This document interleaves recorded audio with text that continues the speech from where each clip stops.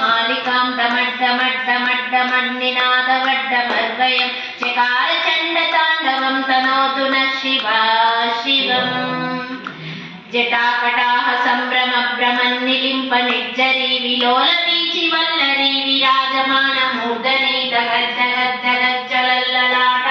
पावके किशोर चन्द्रशेखरे रति प्रतीक्षणं मम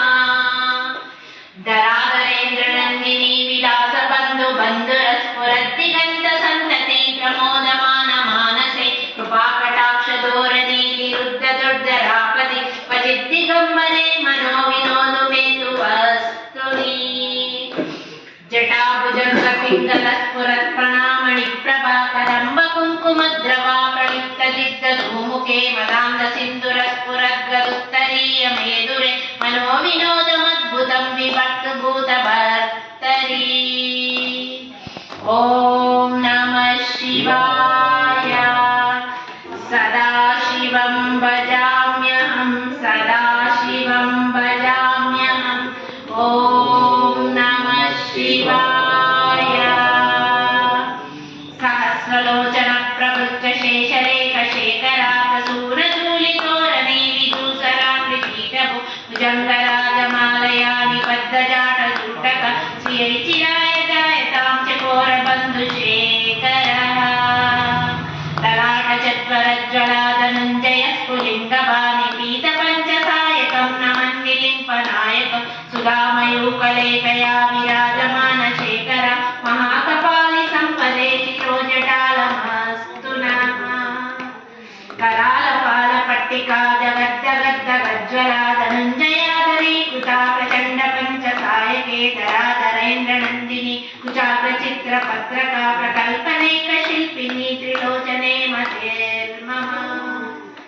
नवीनमेघमण्डली निरुद्धदुर्धरास्फुरस्फुहोलिशीलिनी तमप्रबन्धबन्धुकन्दर निलिम्पनिर्जरीधरस्तनोति कृत्तिसिन्धुरा कलानिदानबन्धुरा श्रियं जगद्दुरन्दरः